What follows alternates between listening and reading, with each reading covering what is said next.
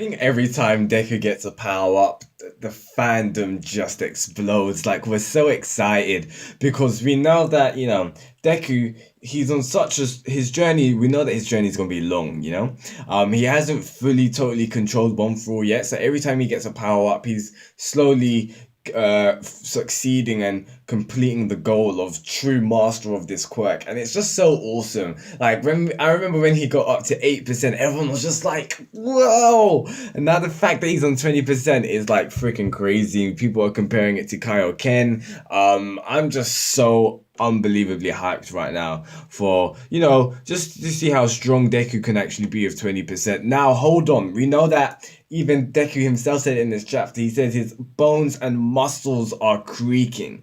So we know that this isn't going to be without risks. We know it ain't going to be without injuries. Hence why, Deku the Madman once again. And it's just so hilarious. You know what, actually? If I was Aizawa Sensei, I would just feel so disrespected because, like, literally, you're coming up the amount of times Aizawa Sensei has been like, don't hurt yourself.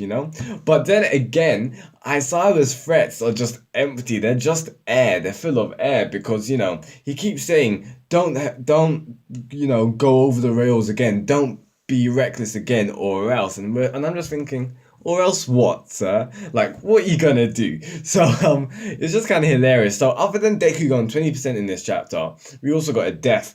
Possibly, I'm saying 90% sure that Nighteye is dead or he is close to dying. I don't think he's gonna come out better.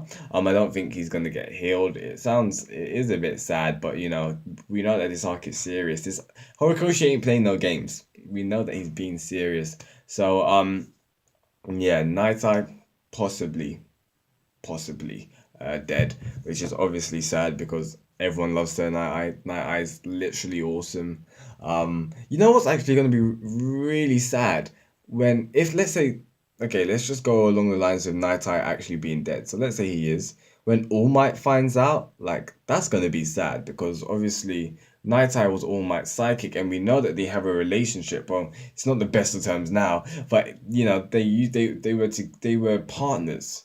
So yeah, I'd like to see that. I'd like to see All Might's reaction because All Might, basically, Night Eye was All Might's student, just how Deku's All Might's student now. So I think that would be kind of interesting. And obviously, which has got me so confused, but also like really hyped as well, is Aizawa is just missing in action. And we'll get to that in a second. But yeah, first of all, let's talk about Aizawa Sensei. Okay, so the fact that he's disappeared, I feel like I didn't see that coming, to be honest. I feel like every time I see Aizawa Sensei, I think he's gonna be safe. But from previous experience of what happened last time, yeah, it's not looking great. Think about it actually.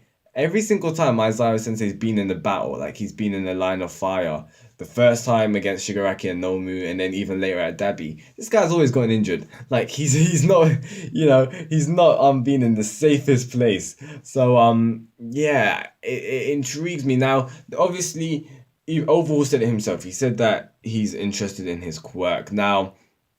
Is this because he's interested in different ways of possibly removing a quirk, whether it be temporarily or permanently? Now, it'll be pretty. It kind of makes sense if Overhaul's also looking at solutions for removing quirks temporarily, only for the reason because this whole extracting Aries blood, all of that kind of stuff, creating this quirk bullet, we know that it's extremely expensive. So maybe Overhaul's looking at Eraser Sensei and thinking, maybe this will be a cheaper alternative. Maybe if I can manage to by using his quirk to actually either temporarily or even permanently remove a quirk, this could be a cheaper process than using Eri. Maybe something like that, or maybe he's just really intrigued at Aizawa's character. Or maybe Aizawa is the traitor, but who knows? Maybe people do say Aizawa is a traitor. It does come up a little bit. I don't always hear it all the time, but sometimes people do say it. Not gonna lie, I've said it once before in the past. I don't know, I'm not going to go too much diving into it, but if he is the traitor, like if he is, then I'm not surprised. Now, obviously, I've seen the traitor theories about Toru and all that kind of stuff, but anyway, let's not digress. So, yeah, I think that would be if let's say Aizawa Sensei gets kidnapped, yeah. I think it'll be interesting on the ramifications for the series, like what the impacts. Think about it. Like a teacher, a student hero has been kidnapped. A student hero, a teacher, a pro hero has been kidnapped. Like, not only for publicity for UA, just all of that kind of stuff will be kind of mad. Now, I really did like Deku in this chapter, and to be honest, I kind of like Deku in this arc actually. Albeit he has not been in it much, but I really liked his movements, his actions that he's done. For example, in this chapter, when he kind of like kicks off part of the concrete and then like slams it down on Overhaul, I thought that was pretty awesome. And the way that he was using prediction as well, my boy is learning. So well, the man's always learning. But I just love that. I really did like how he so quickly he was adapting to Mirio, and we know that he looks up to Mirio, and we know that we know how he thinks of Mirio. So obviously he wanted to, take a little bit out of Mirio's leaf, take a leaf out of Mirio's book, you could say. Now this is what was I gonna say? Yeah, with Overhaul, which was kind of it didn't make sense now from this chapter because last chapter was a little bit unclear. Overhaul has not only fused with Neto, I believe that his name. Neto, Meto, ugh, I can't remember.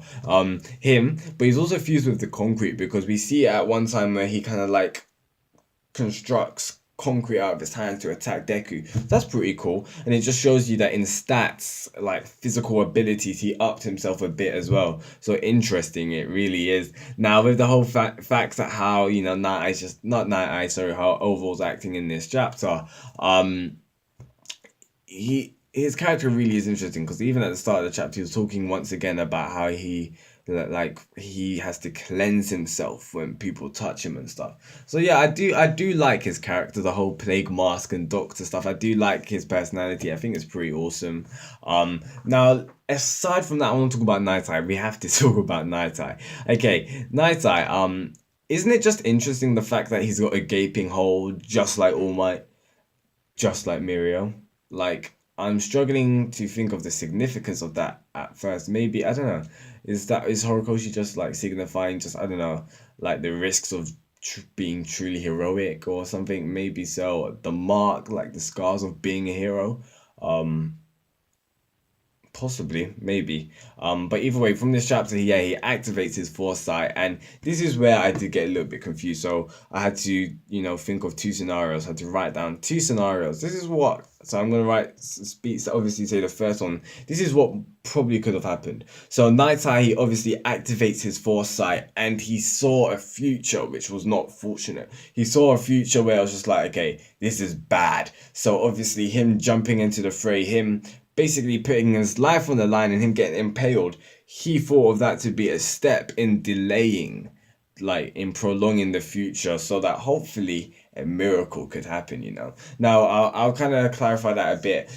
When the narrator, when Deku obviously is talking about Sir Nighteye's quirk, he says, the way that Nighteye's quirk is explained, and I really did like that explanation, is how like whatever he sees, it's gonna happen. Whatever the future is, it's gonna happen no matter how someone may change it. It's kind of like your changing of whatever's happening is you just putting in extra scenes to like a film, but the ending is still gonna occur. The same ending will still occur. So what Tonight is doing is like, okay, he sees the future and he's just like, okay, wow, this is bad. So hope maybe I know all that I'm doing right now is just prolonging it, but hopefully something can happen. And that's why it says he held onto a sliver of hope. So I said yeah, hopefully it's just like a miracle can happen. And then even Deku at the end of the chapter is just like, oh, I will bend the future. So maybe his death or whatever, him getting impaled, that was prolonging the future. So this miracle could happen, or this factor, this variable that is Deku coming in could hopefully change things. Now, yeah, it does seem a little bit shonen, but it's shonen. Like, what can you say? Hopefully, I do hope Horikoshi deals with it, in a good way. Like, deals in a way that can be explained. Now, the other scenario is that what Deku, no, it's not Deku, sorry. Nighteye saw the future, yeah.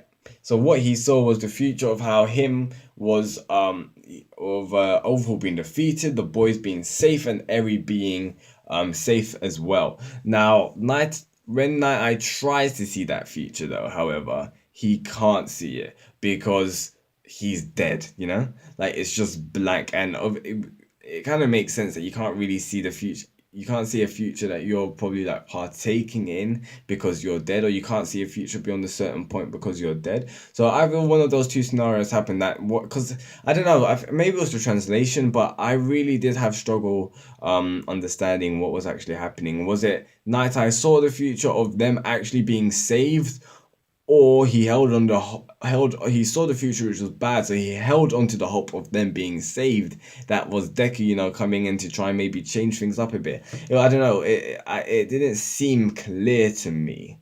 But maybe probably I'll have to read the official Shonen Jump translation to see how well it will seem. Well, maybe you guys can clarify in the comments below. Maybe you guys understand more better than me. But either way, it's all mad, to be honest. It's all mad. Like it's just crazy with what is actually happening from this chapter. It's just unbelievable. So the whole fact that with Deku just using his 20%, I'm so excited because I've always wanted to see Deku versus Overhaul. This is going to be pretty awesome. I've said it time and time again that my favorite fight of Deku, well, is Deku versus the Water Horse Killer, which is like in, pardon me, but I think the summer camp arc, when Deku's fighting, when he's saving Kota. That's my favorite fight of, with Deku fighting someone.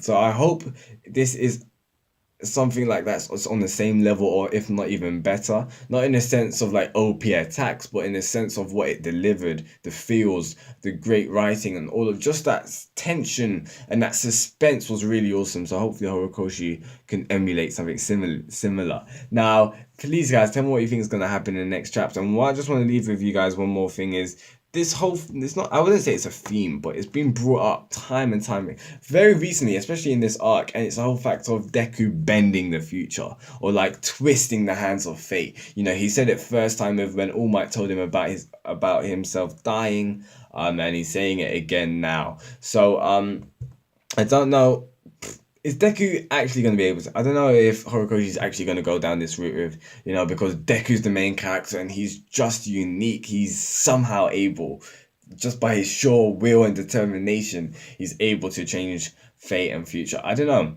Maybe Horikoshi will go down that route. Either way, I'm interested to see how it's going to pan out, or maybe it's him. He just keeps saying that, so we kind of believe in it. So when it doesn't actually happen, it's going to be even more gut-wrenching of the reality that Deku can't really change the future. He can't really save everyone. And I think that's probably the most likely possibility, because the whole fact of him can't saving everyone, it rings back to time and time ago when All Might was when Deku actually, I think Deku asked All Might, what does it feel like not being able to save everyone? And All Might was just like, well, you can't save everyone. That's life. So, yeah, guys, please tell me your thoughts in the comments below. This chapter was lit. I just loved it. And it was really great to be back, It was great for this chapter to be back because, obviously, we had, 2 weeks break, so it's great for it to be back. I'm so glad, because this hiatus was hard.